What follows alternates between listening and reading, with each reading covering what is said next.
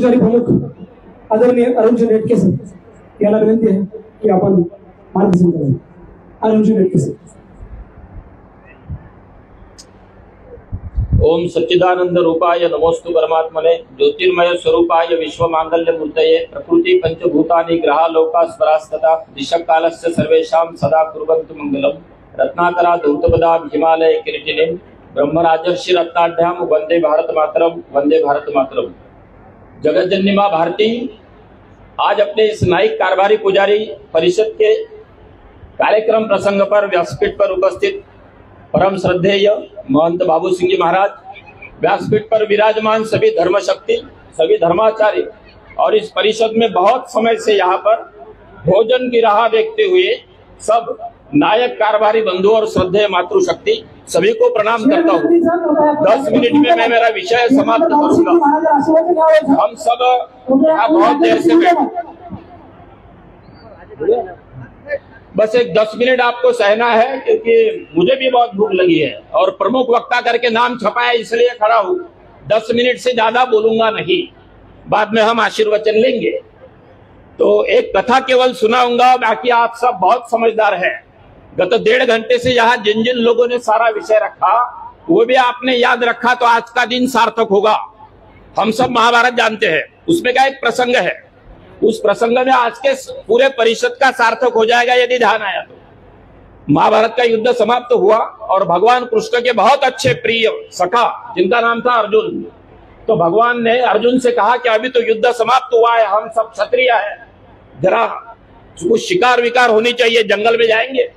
तो अर्जुन भी खुश हुआ और उसने कहा चलो जाएंगे. फिर भगवान कृष्ण और अर्जुन दोनों जाने के लिए तैयार हो गए जंगल में शिकार करने को. तो भगवान ने कहा दोनों का जाना ठीक नहीं है, 18 दिन मैंने आपका रथ हाका है, मैं भी थक गया हूँ, अब तो मैं सारथी नहीं बनूंगा, किसी तीसरे को साथ लेते हैं. तो बोले किसको लेना? तो बाद में फिर भगवान श्री कृष्ण के नारायणी सेना का सेनापति बड़ा पराक्रमी सात्यकी, उसको साथ में ले लिया और तीनों लोग जंगल में चल पड़े शिकारी को. अब तीनों क्षत्रिय, तीनों पराक्रमी और तीनों इतने सब पराक्रम करने वाले योद्धा जंगल में गए. शाम हो गई तो भगवान ने कहा अभी तो रात हो गई है, अब यहाँ रुकना पड़ेगा. तो अर्जुन ने कहा अभी यही रुक जाते हैं. तो भगवान ने कहा जरा नजदीक चलो, ये जंगल जो है ये थोड़ा पार कर लेते हैं, अगले जंगल में रुकेंगे. मगर अर्जुन ने कहा नहीं भगवान यही रुकते हैं, शाम हो गई है. तो भगवान ने कहा देखो ये जो जंगल है ना, यहाँ पर राक्षस रहते हैं और उसमें भी कोई मायावी राक्षस है, इसलिए यहाँ रुकना जरा अच्छा नहीं है. तो उसने कहा नहीं नहीं आप कैसी चिंता करते हो, आप भगवान स्वयं, मैं अर्जुन, क्या राक्षसों से डरना है, यही रुकेंगे. तुमने कहा ठीक है रुक जाते हैं भाई. मगर भगवान ने कहा देखो रात का समय है, तीनों ने एक साथ सोना अच्छा नहीं है, हमको एक एक को जागना पड़ेगा. 2 लोग सोएंगे, एक जागेगा, 3 प्रहर है, तीनों मिलकर बांट लेंगे. तो सात्यकी ने कहा ठीक है मुझे मंजूर है, आप दोनों बड़े हो, सबसे छोटा तो मैं हूं, मैं पहले जाग लूंगा. अर्जुन ने कहा बाद में मुझे जगा देना, तुम्हारा प्रहर समाप्त होते ही. भगवान ने कहा बाद में मुझे भी जगा देना. फिर ने कहा ठीक है आप सो जाओ, मैं देख लूंगा. सात्यकी उठ के खड़ा हो गया, भगवान अर्जुन दोनों सो गए. जंगल बड़ा सुनहरा था और बढ़िया चांद खिला था और नदी का पानी बह रहा था, हरा भरा जंगल था, बड़ा रमणीय वातावरण था. तो सात्यकी खड़ा हो गया. थोड़ी देर बाद बड़ी जोर से हंसने की आवाज आई. अब रात के शांति में यदि कोई जोर से हंसे तो तुरंत आंख खुल जाती है. तो सात्यकी ने देखा कौन है इतने जोर से हंस रहा है. फिर वो हंसने की तरफ देख रहा था, कोई दिख नहीं रहा था. फिर आवाज की तरफ बढ़ा तो ध्यान में आया बिल्लास भर इतना, केवल एक वित्त भर एक राक्षस खड़ा था, इतना छोटा, और हंस रहा था जोर से. फिर सात्यकी ने कहा ए चुप बैठ जा, अभी ये सोने का वक्त है, मेरे दोस्त सो रहे हैं, तू क्या हंस रहा है, चल भाग यहाँ से. तो वो राक्षस हंस रहा था, उसने कहा मुझे बहुत भूख लगी है, तीनों को खा लूंगा.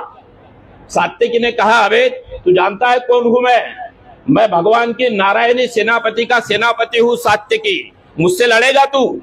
तो उसने कहा तुझे तो खा जाऊंगा. फिर सात्यकी को गुस्सा आया और सात्यकी ने सोचा कि इसे कैसा मारा जाए. अब इतना सा आदमी छोटा सा और सात्यकी 6 फीट का ऊंचा, इसे कैसा मारना? तो उसने सोचा लात मारेंगे और फिर एक लट्टा प्रहार किया. वो जो राक्षस था वो तुरंत वहां से कूदकर दूसरी जगह गया, तो प्रहार खाली गया. जैसे प्रहार खाली गया वो राक्षस इतना बड़ा हो गया. फिर और दूसरा प्रहार किया, वो भी चूक गया, फिर वो और बड़ा हो गया. देखते देखते सात्यकी को गुस्सा आ रहा था, वो प्रहार कर रहा था, राक्षस हंस रहा था, इधर उधर उछल रहा था, कूद रहा था और बड़ा बड़ा हो रहा था। अब सात्यकी के ध्यान में आ गया कि संकट इतना आसान नहीं है।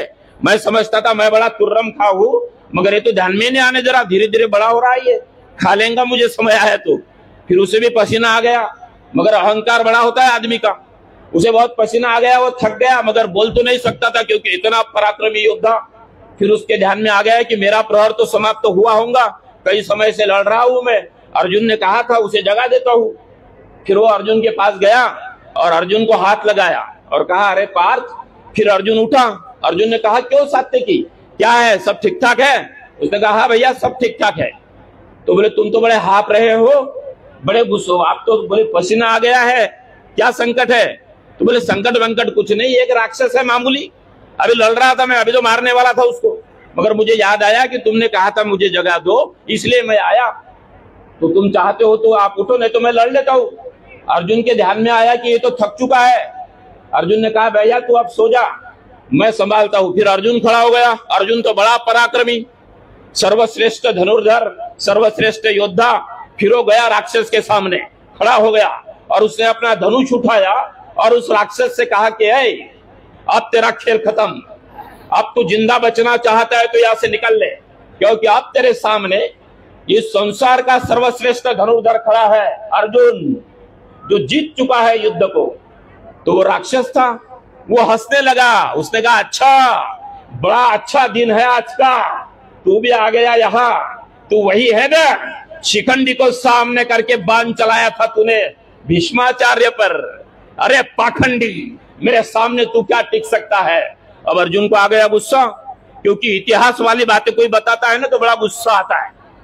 तो अर्जुन को भी गुस्सा आ गया, उसने कहा है तुझसे अब लड़ना पड़ेगा। और फिर अर्जुन ने भी वही किया जो सात्यकी कर रहा था, बहुत प्रहार किए और राक्षस हंस रहा था, अर्जुन चिल्ला रहा था, राक्षस इधर से उधर, उधर से इधर, कभी नीचे बैठता कभी ऊपर जाता। देखते देखते राक्षस पेड़ जितना बड़ा हो गया और अर्जुन की भी वही हालत हुई जो सात्यकी की हुई थी। फिर अर्जुन के भी ध्यान में आया कि प्रभु ने कहा था कि मुझे भी जगा देना भैया। फिर अर्जुन गया पसीने से सराबोर भगवान के पास। भगवान तो सोए ही नहीं थे, बस आंखें मूंदे थी, योगेश्वर थे वो। तो उन्होंने उठे और कहा अरे पार्थ कैसा है? उसने कहा बहुत अच्छा है भगवान, आपने मुझे आदेश दिया था इसलिए उसका पालन कर रहा हूं, वरना आपको जगाने की मुझे तो बिल्कुल आवश्यकता नहीं थी। संकट वगैरह कुछ नहीं है, एक राक्षस है मामूली मामूली, मैं उससे लड़ रहा था अभी, मगर मुझे आपकी याद आ गई तो मैं आपको जगाने के लिए आया। अभी आप चाहते तो सो जाओ, मैं निपट लूंगा। भगवान तो सब जानते थे।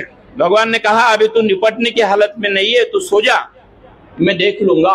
और फिर भगवान कृष्ण उठे, बढ़िया अपना उत्तरीय था ऐसा वैसा ओढ़ लिया, ऐसी बढ़िया आलस दिया, सामने गए, एक पत्थर पे बैठ गए, नदिया की धारा देख रहे थे, चांदनी देख रहे थे, चंद्र को देख रहे थे और बढ़िया मुस्कुरा रहे थे उनकी स्टाइल में। अब ये राक्षस पहली बार बौखला गया, इसने देखा कि ये आ गया और बढ़िया पैर पे पैर डाल के यहाँ बांसुरी बजा रहा है रात के समय में, यहाँ बढ़िया मजा ले रहा है। और फिर वो राक्षस गया कृष्ण के सामने और पहली बार उसे गुस्सा आया और उसने भगवान से कहा कि अबे उठ। तो भगवान ने कहा अच्छा आप भी हो यहाँ? अरे मुझे तो लग रहा था बोर हो जाऊंगा अकेला अकेला, अच्छी बात है आ जाओ बैठो, कहाँ से आए हो, क्या नाम है तुम्हारा? तो राक्षस ने कहा मैं परिचय देने के लिए नहीं आया हूँ, खा जाऊंगा तुम तीनों को। तो भगवान हंसे, उन्होंने कहा देखो भैया थोड़ी देर में ना दिन निकलने वाला है भाई, और तीन तीन लोगों को रात को हजम करना अच्छा नहीं है, क्या हजम करोगे तुम तीन लोगों को? थोड़ी देर रुकते हैं, इधर उधर की बातें करते हैं, तुम तुम्हारे घर में मेरे घर, मेरा लड़ने का मूड नहीं है। तो राक्षस को गुस्सा आया, उसने कहा अरे पहले दो जो थे तो वो तो बड़े अच्छे थे, जरा उछल कूद रहे थे, मैं तू तो उठ के बैठ गया, उठने को ही तैयार नहीं, मेरे साथ लड़। भगवान ने कहा देखो मेरा मूड नहीं है लड़ने का भाई, थोड़ी देर हो जाएंगे हम लोग निकल जाएंगे, तुम भी निकल जाओ, मैं लड़ना नहीं चाहता। अब वो राक्षस को गुस्सा आया और पहली बार राक्षस ने प्रहार किया, जो अब तक उसने कभी नहीं किया था, वो केवल चुका रहा था, पहली बार प्रहार किया भगवान पे। और अब भगवान वही कर रहे थे जो अब तक राक्षस कर रहा था। भगवान हंसने लगे, उठ के उधर चले गए, उसका प्रहार नीचे गया, राक्षस इतना छोटा हो गया। फिर राक्षस ने और प्रहार किया, भगवान फिर नीचे बैठ गए, फिर प्रहार चुक गया, राक्षस और छोटा हो गया। अब राक्षस चिल्ला रहा था और भगवान हंस रहे थे।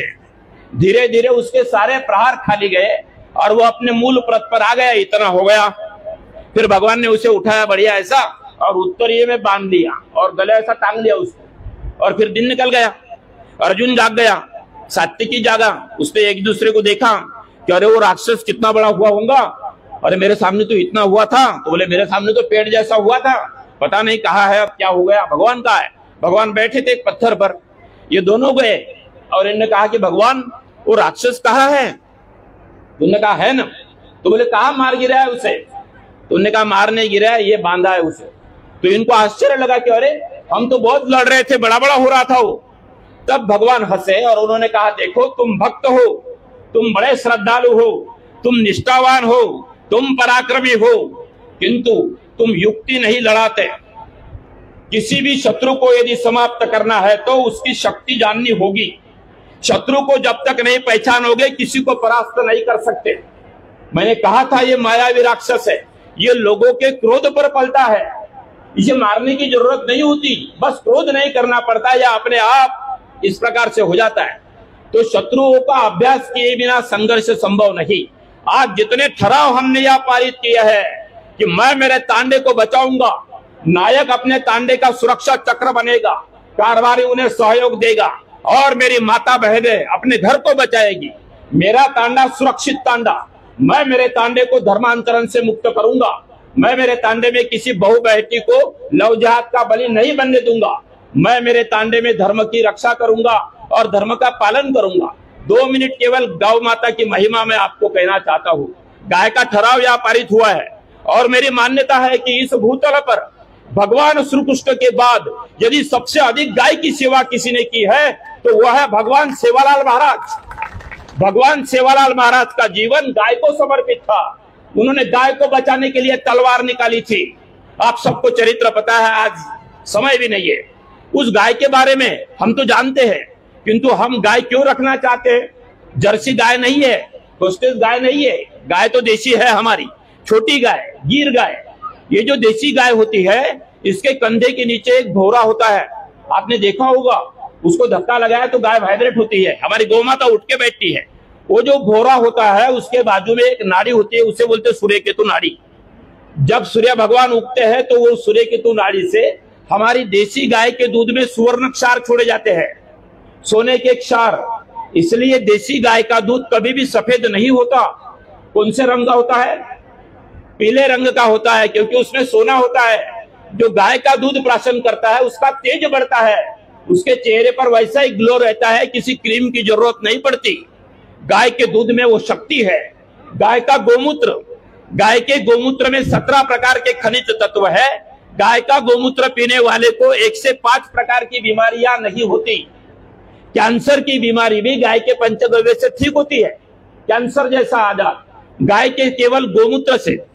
गाय का गोबर जिसमें लक्ष्मी का निवास है, वो गाय के गोबर में इतनी शक्ति होती है कि आप तो जानकार है सब लोग, आपको आचरण सिखाने की जरूरत नहीं है, आप तो धर्म के आचरणशील महात्मा है सभी।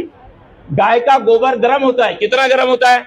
सवेरे यदि देखेंगे आप तो गाय के गोबर से भाप निकलती है, वो इतना गर्म होता है कि उतने डिग्री सेल्सियस में यदि हाथ डाला तो फोड़े आते हैं, किंतु गाय का गोबर उठाकर किसी का हाथ नहीं जला।